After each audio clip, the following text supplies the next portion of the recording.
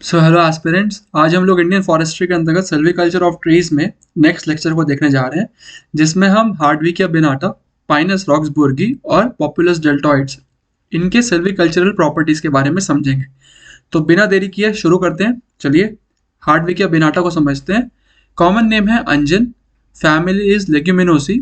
Distribution and climate की बात करें तो रेनफॉल, सॉइल और टेम्परेचर जो हमने पिछले ट्रीज के बारे में देखा है लगभग वही सेम है, कोई ज़्यादा चेंजेस इसमें नहीं है, क्योंकि ये एक नदर्न एरिया में पाया जाने वाला ट्री है, नदर्न और सेंट्रल इंडिया में। तो बिल्कुल वही सिमिलर कैरेक्टरिस्टिक्स इसके अंतर्गत आपको नजर आएगी।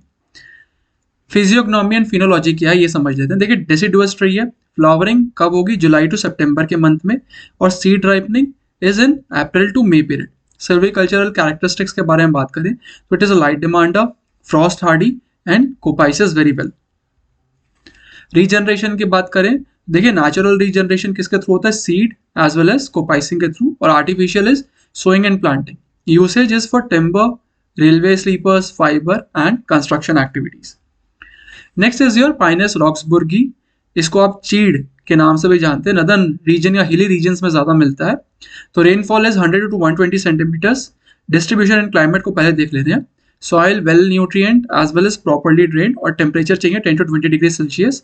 फैमिली की बात करें तो family is coniferae. Then physiognomy and phenology में देखें तो it is an evergreen tree. Flowering कब होती है? जनवरी टू फरवरी के बीच में, और आपकी सीड राइपनिंग होती है मई एंड जून के बीच में। सिल्वीकल्चरल कैरेक्टरिस्टिक्स तो देखिए लाइट डिमांडर भी है, फ्रॉस्ट हार्डी भी है, ड्रॉट रेजिस्टेंट भी होता है। तो ये सारी सिल्वीकल्चरल कैरेक्टरिस्टिक्स हैं। रीजनरेशन की बात करें तो natural regeneration is through seed, artificial sowing and planting के थ्रू, और यूसेज फर्नीचर, कंस्ट्रक्शन, इवन कई बार स्पोर्ट्स के जो इक्विपमेंट्स होते हैं उसके निर्माण में भी इसका उपयोग होता है। पाइनस रॉक्सबुर्गी। पॉपुलस डेल्टॉइड्स, इसका कॉमन नेम है eastern cotton wood. Family is your salicaceae. Distribution and climate की बात करें तो rainfall 50 to 100 centimetres, soil well nutrient and properly drained, और temperature is around 20 to 30 degree Celsius. Physiognomy को देखें तो देखिए डेसिडुअस ट्री है, फ्लावरिंग अप्रैल टू मई के बीच में होती है, और सीड जो होगा यानी कि सीड राइपनिंग वो जून और जुलाई के पीरियड के बीच में होता है। सिल्वीकल्चरल कैरेक्टरिस्टिक्स को देखें तो it is a light demander, frost Hardy. जो आपको सबसे ज्यादा याद रखने की जरूरत है वो ये कि इसमें रूट सकरिंग नहीं होती है, ठीक है? So no root sucker. तो ऐसे में जो रीजनरेशन होगा वो रूट सकरिंग के थ्रू नहीं हो पाएगा।